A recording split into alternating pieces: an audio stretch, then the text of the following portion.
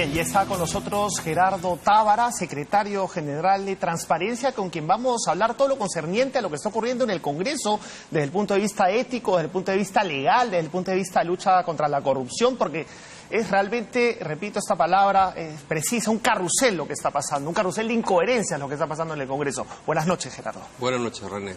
Hay dos puntos que siempre hablamos en los reportajes que hacemos para Cuarto Poder, que tienen que ver en los últimos días, en las últimas semanas, con dos incoherencias muy saltantes. La primera es la reforma electoral incompleta, ¿no? No se ha penalizado el aporte ilegal a las campañas electorales. Entonces estamos viendo a todos los partidos políticos involucrados en las declaraciones de Barata, involucrados en el caso de Lavalle Yato, y cuando se tuvo la oportunidad de al fin penalizar estos aportes irregulares, no se hizo.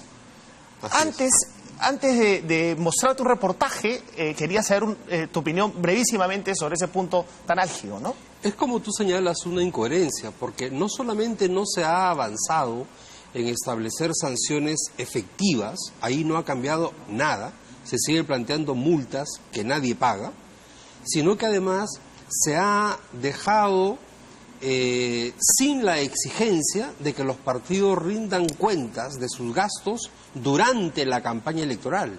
Es decir, se le ha privado a OMPE de una facultad muy importante que tenía hasta hace poco, que era exigirle a los partidos que a lo largo de la campaña le vayan rindiendo cuentas de los ingresos y gastos. Úrsula Letona dice que el ciudadano no ve la contabilidad de los partidos. Vamos a escucharla acá en el reportaje que hicimos en Cuarto Poder, del cual vamos a pasar un extracto para contextualizar esta incoherencia parlamentaria respecto a la reforma electoral.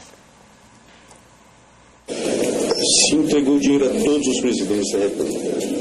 Se entregou dinheiro ao presidente da República, Alexandre Toledo, para a campanha dele. Se entregou dinheiro para o presidente Humala Tasso. Se entregou dinheiro para o presidente Alan Garcia. Se entregou dinheiro para o presidente Pedro Pablo Kuczynski. E se entregou dinheiro para a candidata Keiko Fujimori.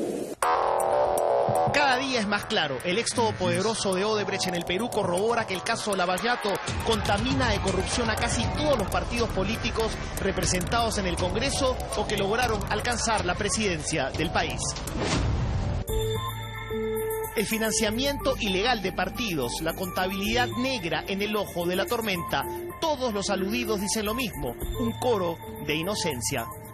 Mi conciencia está limpia.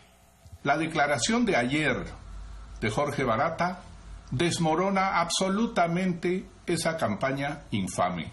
No he recibido dinero del señor Marcelo Odebrecht, ni de su empresa.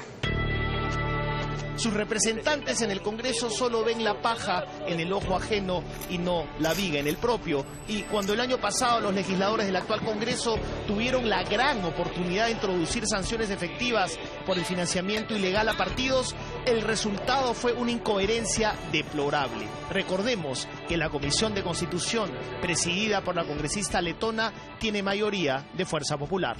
Aprueban leyes como la que hemos aprobado la semana pasada, que no tenían nada de urgente, frente a otras que sí son necesarias, como las sanciones efectivas y penales a agrupaciones que reciben fondos de corrupción. Es un doble discurso del fujimorismo y del APRA fundamentalmente. Ellos han empujado una reforma electoral para seguir permitiendo entrega de dinero de las empresas, cuando con esta experiencia de Odebrecht la reforma debe decir no se recibe dinero de nadie, de ninguna empresa.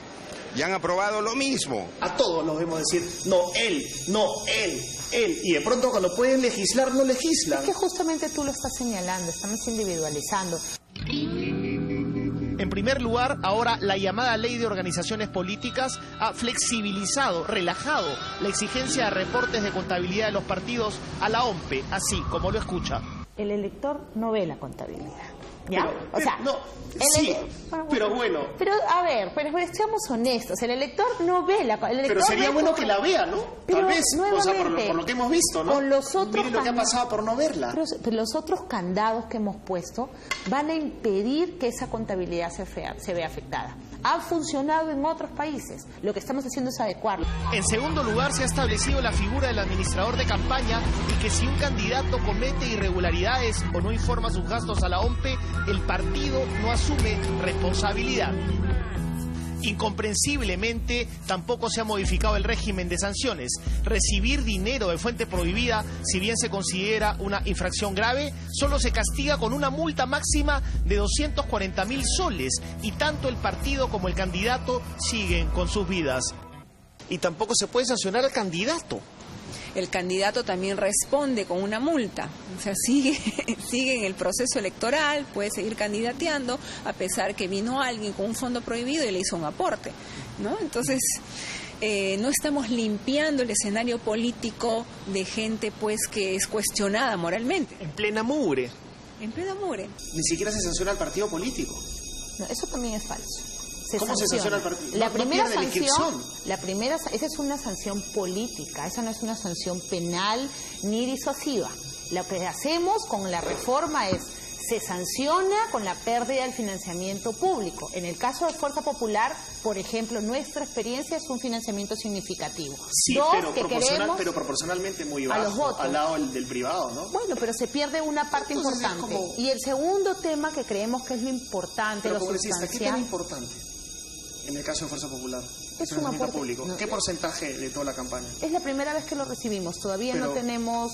¿Usted cree que supere el 10% de todo?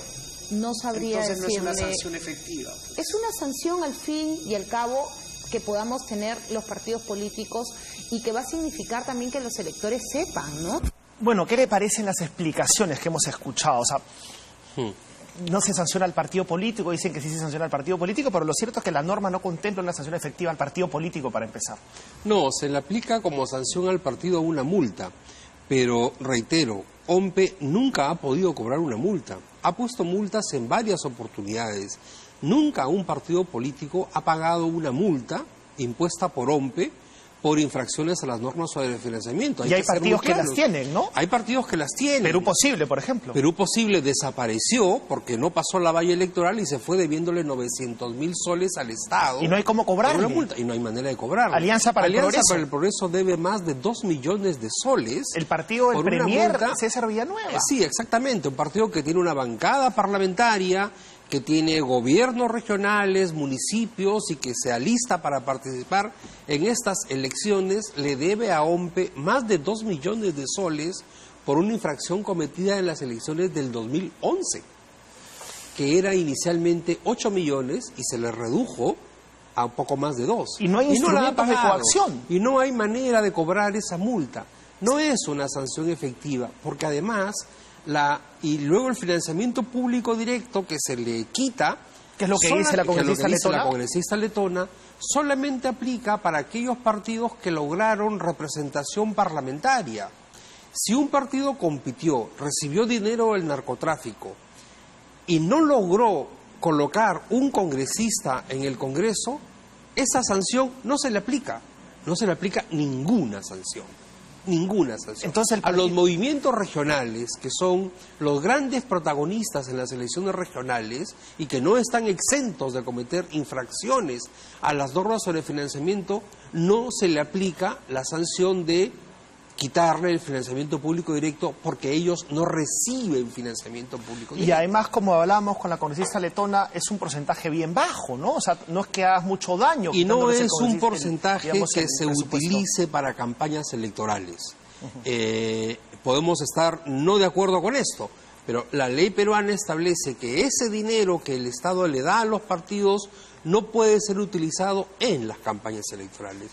Pero hay una cosa más que señala la congresista letona, y es que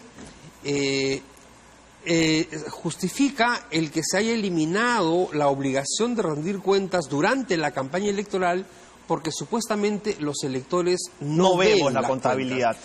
Algo de razón hay ahí, ¿ah? Algo de razón deberíamos verla. Es que hay que incentivar que el elector mire las cuentas, mire la hoja de vida, mire las propuestas, los planes de gobierno. Claro, porque nos encanta quejarnos porque si no, de cosas que no vemos. Con ese vemos. razonamiento tendríamos que eliminar también la presentación de planes de gobierno, la presentación de hojas de vida, finalmente la campaña electoral. ¿No es cierto? Bueno, a nadie se le ha ocurrido retirar los semáforos porque los conductores se pasen la luz roja. O sea, se trata de ir al contrario, de estimular y de generar incentivos. Cultura política. Cultura política. La prensa sí mira. Las organizaciones de sociedad civil sí miramos. Y muchos electores también miran las cuentas de los partidos y eso busca ser difundido para tener un voto más responsable, un voto informado. No solamente se le ha quitado a la OMPE la facultad de controlar las cuentas de los partidos, se nos ha quitado a los electores la posibilidad de tener un elemento muy valioso para emitir un voto informado. Ya no vamos a saber si el candidato A o el candidato B en mi distrito recibe financiamiento de fuente prohibida o de fuente legal. No lo vamos a saber. O sea, las infracciones no comprometen tampoco a la organización política. No, la ley lamentablemente señala que cada candidato puede registrar un administrador de campaña o que puede ser él mismo. Y que las infracciones de ese administrador de campaña no comprometen al partido político. A ver, nadie en el Perú puede llegar a ser autoridad municipal, regional o del Congreso o presidente de la República si no es a través de una organización política. No se permiten las candidaturas independientes. René Gastelumendi no puede inscribirse solito si no es a través de un partido político, de un movimiento regional. Pero ellos dicen que hay que reforzar justamente los partidos políticos y por eso no hay que sancionarlos. No, es que es al revés. Reforzar a los partidos políticos es fortalecer el vínculo entre sus candidatos, sus representantes y las estructuras partidarias. O sea, legitimarlos.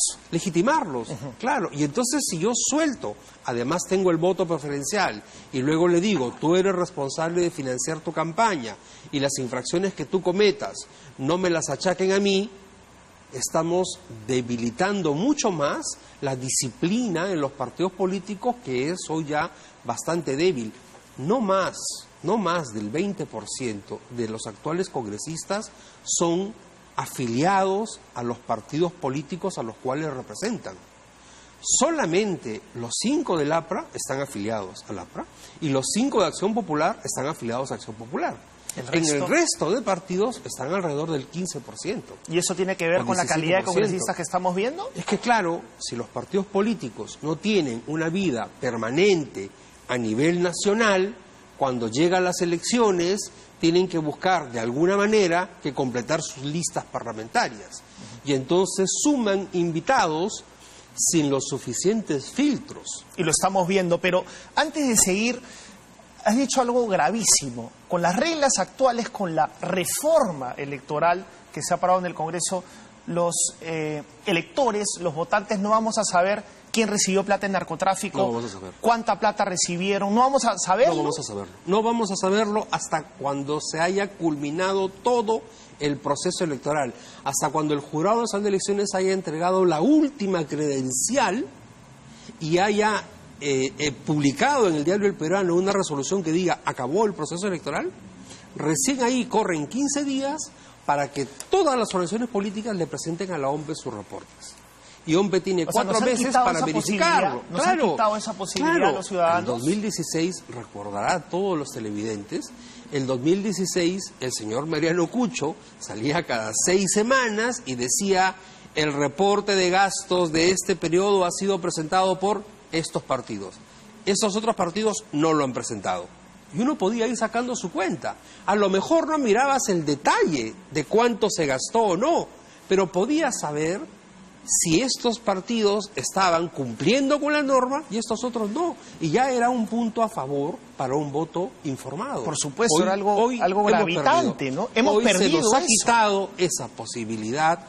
Yo espero, en Transparencia confiamos que recuperemos ese derecho. Ahora, ¿pero de qué reforma electoral estamos hablando entonces? De una reforma bastante inconclusa, bastante inicial. Es cierto que hay aspectos muy significativos, ¿eh? Hay que decirlo, hay que reconocerlo. Por ejemplo, ahora está prohibido que postulen como candidatos cualquier persona que haya sido condenada por corrupción, narcotráfico, terrorismo o violación sería sexual. el colmo, pero estamos en plena crisis de Lavallato, todo el mundo se raja las vestiduras por no estar vinculados a los aportes irregulares, salen unos congresistas aquí, otros congresistas allá, vociferando que luchan contra la corrupción y a la hora de aprobar justamente que no se vuelva, que no se repita lo que ellos vivieron, no lo aprueban. Sí, entonces, ¿cuál es el mensaje a la población? Hay un problema ahí en la concepción de la finalidad de esta reforma. O sea, nos están engañando. Desde nuestro punto de vista, la finalidad de la reforma política que necesitamos es impedir que los intereses ilegales sigan penetrando la política. Pero eso no lo han reformado. A través de candidatos o a través de financiamiento. ¿Por qué no tocan el Código Penal? Ese es el otro punto que es muy importante. El Código Penal tiene un capítulo sobre delitos electorales que está absolutamente desactualizado. No hay como delito electoral recibir financiamiento ilícito o no rendir cuentas o recibir más dinero del permitido. Los delitos electorales son impedir que alguien vaya a votar, por ejemplo, cosa que ya casi no ocurre. Ocurría antes, pero eso ya casi no ocurre. Claro. La Comisión Presidencial de Integridad presentó su informe el año 2016 y una de las recomendaciones era actualizar el capítulo del Código Penal referido a delitos electorales y establecer un sistema de infracciones y de responsabilidades que incluyan no solamente al candidato, sino a la dirigencia del partido que en virtud de su posición directiva pudiera tener conocimiento de las infracciones cometidas por el candidato. Claro. ¿No? Eso está pendiente de discutir. La reforma no se ha terminado, René. La reforma está apenas en inicio. Pero parece una contrarreforma, porque estamos viendo cómo la sociedad peruana, latinoamericana, está traumatizada, está viviendo este episodio dramático de corrupción. Y cuando tienen la oportunidad de hacer una reforma, no la hacen. Estamos viendo cómo todos los partidos políticos, empezamos el reportaje con las declaraciones de Barata, todos los partidos políticos involucrados en esta mugre, y cuando tienen la oportunidad de ponerle un coto a esto, no lo hacen. Entonces vemos que el Ministerio Público está procesando a los involucrados por lavado de activos, porque justamente el Código Penal no les ofrece el instrumento de la penalización de este delito. Sí, y porque felizmente... O sea, ¿por eso los procesan por lavado de activos? Sí, y porque felizmente hay todavía en la ley de partidos políticos una línea que dice todo aporte no declarado se considera de fuente ilegal.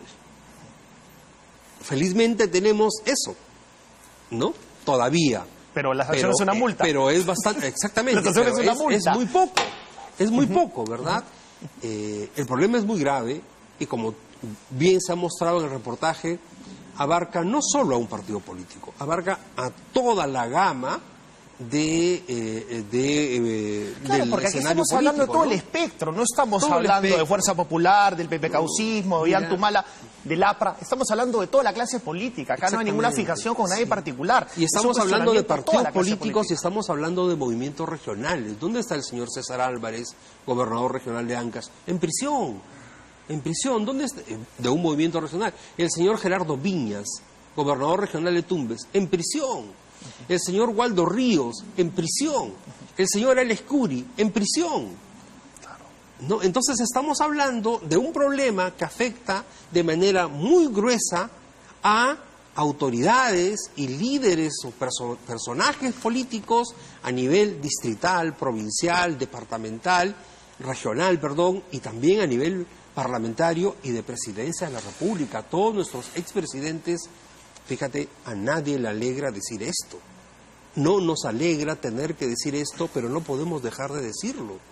Ninguno de nuestros expresidentes está en este momento libre de alguna sospecha, de alguna indagación, de alguna investigación en distintos niveles. Y no solo los presidentes, los partidos políticos que los cobijan. Y claro, todos. Claro que sí. Todos, entonces, ¿no? O hacemos ahora el esfuerzo máximo por aprovechar esto como una nueva oportunidad, o vamos a seguir avanzando en niveles de enorme desconfianza ciudadana y puede ir creciendo esta idea que desde Transparencia no compartimos, que es el que se vayan todos, pero la entendemos. entendemos la y la indignación. entendemos más, Gerardo, porque vamos a hablar ahora de otro punto que tiene que ver con este rechazo que hay al Parlamento. Según algunas encuestas llega al 7%, las más pesimistas. Y se trata de lo relacionado a la Contraloría. A fines de marzo se aprobó esta ley de reforzamiento a la Contraloría, Sí, pero el Congreso se autoexcluyó, repito, del control, Sí. de la vigilancia de la Contraloría. Todas las instituciones del Estado pueden ser vigiladas por la Contraloría, por personas pagadas por la Contraloría, en planilla de la Contraloría. Esa es la gran reforma. Pero el Congreso mantuvo el privilegio de ser la mesa directiva quien elija a su fiscalizador, quien lo escoja. Sí. O sea, ¿qué mensaje es ese, En por realidad favor? lo que se ha aprobado es: todos los jefes de las oficinas de control de las dependencias públicas serán nombrados por la Contraloría, a excepción del jefe y el personal del Congreso de la República. ¿Cómo se entiende eso? Mira, yo no lo entiendo. No hay una razón. Eso no fue pedido en el proyecto de ley que envió la Contraloría. No lo pidió el Contralor Nelson Schack. Claro, él cambió justamente Sí, claro, esa él posibilidad. cambiaba eso que estaba en el reglamento No del actuaba Congreso nadie. y entonces no había excepción. Tampoco estuvo incluido en el dictamen que emitió la Comisión de Fiscalización.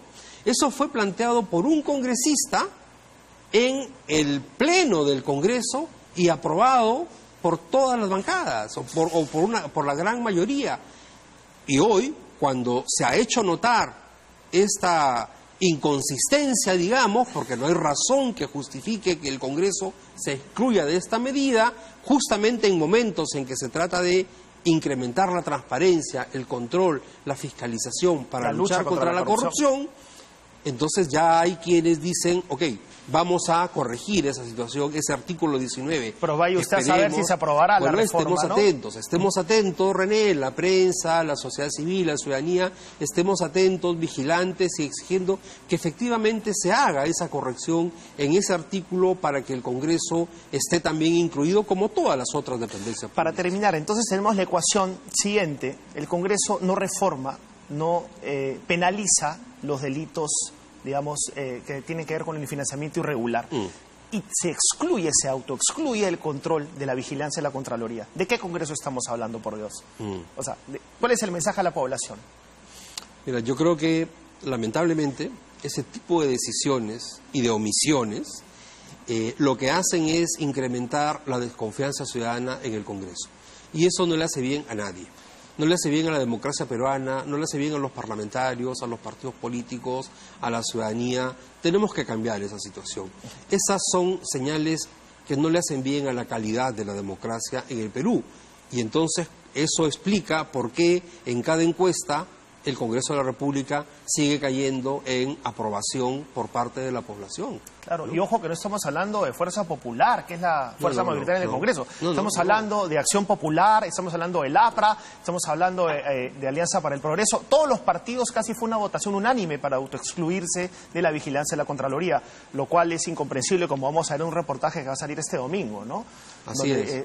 Y ahora necesitamos, efectivamente, como hemos dicho en la última declaración de la Asamblea de Transparencia, si esta es la hora de concertar, bueno, pues una manera de demostrarlo es una concertación entre los grupos parlamentarios para corregir estas deficiencias, para una reforma electoral que de verdad le ponga coto al ingreso de dinero ilegal en la política, ¿no? Y para incrementar los controles sobre el Parlamento, como sobre todas las dependencias públicas, ¿no? Para terminar, la autonomía del Congreso, el primer poder del Estado, ¿no justamente justifica esta autoexclusión? ¿Qué es lo que ellos arguyen? No lo justifica. No lo justifica porque la autonomía es también un equilibrio de poderes. O sea, lo que caracteriza a la democracia, entre otras cosas, es autonomía y equilibrio de poderes para que se controlen entre sí. Y entonces tan autónomo como el Congreso es el Poder Judicial o el Poder Ejecutivo. Y sin embargo ellos no están excluidos de la Contraloría General de la O sea, República. doble corona, inmunidad No parlamentaria y autoexclusión de la vigilancia Bueno, de la el Contraloría. tema de inmunidad parlamentaria es un tema también que va entrando a la discusión y que espero tengamos oportunidad de conversarlo en algún momento cercano. Siempre da para hablar muchísimo este Así Congreso, es, el René. Congreso del Perú en general, ¿no? Sí. La bicameralidad, etcétera, ¿no? Bueno, muchas gracias por su A ti, presencia, gracias, René. Gerardo Tábara, secretario general de Transparencia. Nosotros nos vamos a otra pausa y regresamos con el ex canciller Luis González Posada para hablar de la crisis venezolana, la crisis entre Rusia y Estados Unidos, en Siria, en fin, muchos temas que hablar con el ex canciller.